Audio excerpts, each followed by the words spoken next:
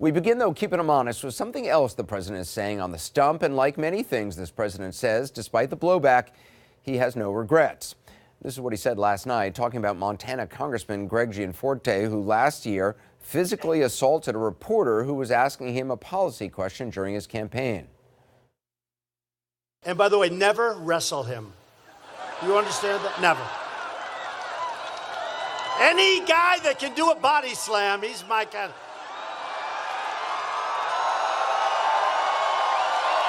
He's my guy. I shouldn't say this because there's nothing to be embarrassed about. So I was in Rome with a lot of the leaders from other countries talking about all sorts of things. And I heard about it. And we endorsed Greg very early. But I had heard that he body slammed a reporter.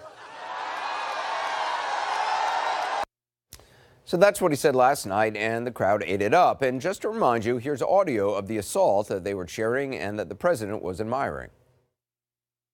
Into the CBO score, because you were waiting to make your decision about health care until you saw the bill and it just came out. And what you thought. We'll talk to you about that later. Yeah, but there's not going to be time. I'm just curious if you have the speak right with now. Shane, please. But you don't. Sick and tired of you guys. The last time you came here, you did the same thing. Get the hell out of here.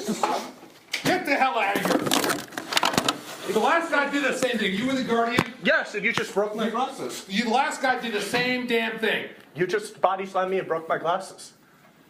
Get the hell out of here.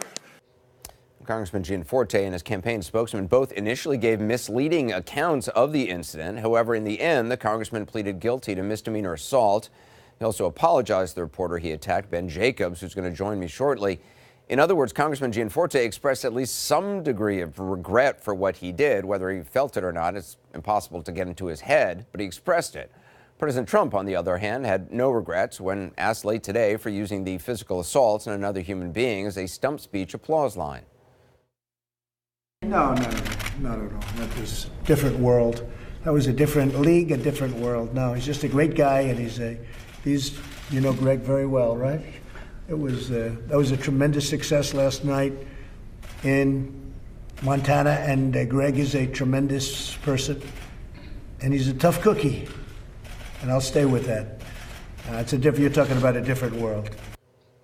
Now, it's not exactly clear what the President of the United States meant by a different world or a different league. On the other hand, he was perfectly clear about having no regrets. Keeping him honest, though, even as the president was endorsing an act of violence by a Republican candidate for Congress, he was also at the very same rally saying this. The Democrats have truly turned into an angry mob, bent on destroying anything or anyone in their path.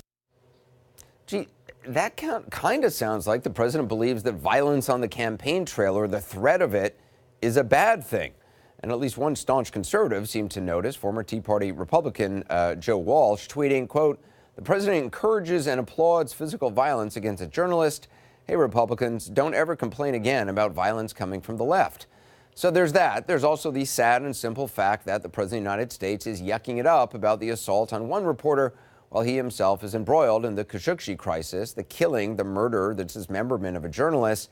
And it's not like it could have slipped his mind or anything. Just a few hours before that rally, the president spoke about it on camera, conceding that Jamal Khashoggi was probably dead, possibly at the hands of a strategic ally. Dead, the Saudis now say, after a quarrel and physical altercation.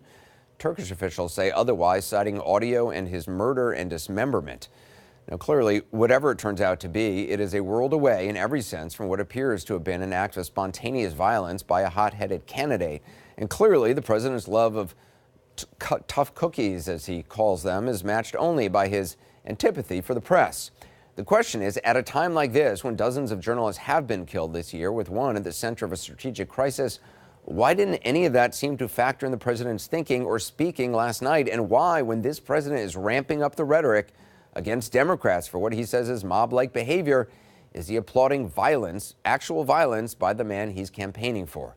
Joining us now, the reporter who you heard a moment ago being assaulted by then candidate Gianforte, Ben Jacobs of The Guardian. This is his first time talking about the president's mention of it. Ben, thanks for being with us. I guess the first question is just what went through your mind when you heard those comments from the president last night? It was sort of shock and dismay that I always knew that was a possibility, but there's then the process of how you deal with it, and then how you actually call up and tell your family that the president is mocking you when you've been a victim of a crime. I mean, and today the president said he had no regrets about what he said. I guess that doesn't surprise you. No, it doesn't. As someone who actually covered this president on the campaign trail for 18 months, I'm very familiar with his MO. Interviewed him a couple of times, and that didn't surprise me. I wish he had surprised me in that, but it was what it was. For all the president's talk about Gianforte being a tough guy and a tough cookie, I mean, he was such a tough cookie that he was misleading initially about what he actually did to you, as were people in his campaign. Yes, no, he lied about me until he realized there was audio and eyewitnesses, that that it was not the actions of a tough cookie. A tough cookie doesn't attack someone out of nowhere without provocation for asking a question about healthcare policy. The police actually asked me afterwards, was there anything about the Congressional Budget Office that might have set him off? And then lie about it. That's not the action of a tough cookie. That's the action of a coward. Yeah, and a coward lies about it, which is what he did, and his campaign people did as well. So, I mean, I just really find it amazing that the president is praising him as a tough cookie when this is a guy who assaulted you out of nowhere and then lies about it. It's just incredible to me. Your publication, The Guardian, said in a statement that the president should apologize for these comments. Do you want an apology?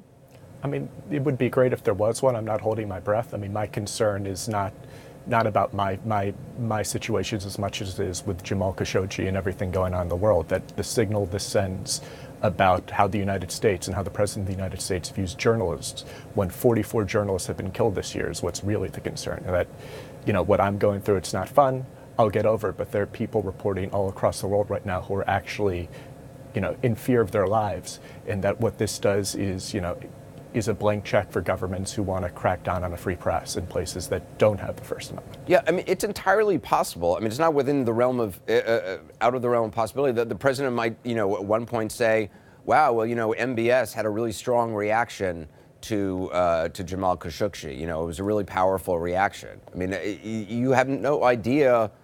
There's no telling what this president actually thinks about what happened to Jamal Khashoggi. Steve Scalise, Republican congressman, said the president was clearly joking at this rally and said, quote, it's obvious he was not encouraging his supporters to engage in attacks. Is that clear to you? Because it's certainly not clear to me. Yeah, I've certainly, Steve Scalise has been through a lot, and I'm certainly, my heart goes out to him and what he's been through. But, I maybe he has a better sense of humor than me, because I didn't hear a punchline there. I didn't hear a joke there. He's also pointing to reporters in the back when talking about, who to body slam. I don't know. I just keep going back to the fact that you were just doing your job. You were asking a question. You asked it more than once, and because you knew you weren't going to get an answer, and he was trying to basically blow you off, and all you did is to ask a question, and you got body slammed, and the president of the United States celebrated that last night. Celebrated a guy convicted of assaulting you. Yeah, it's still mind-boggling, and it's sort of still a little bit tough to wrap my head around. But this is the world we live in today, and having been through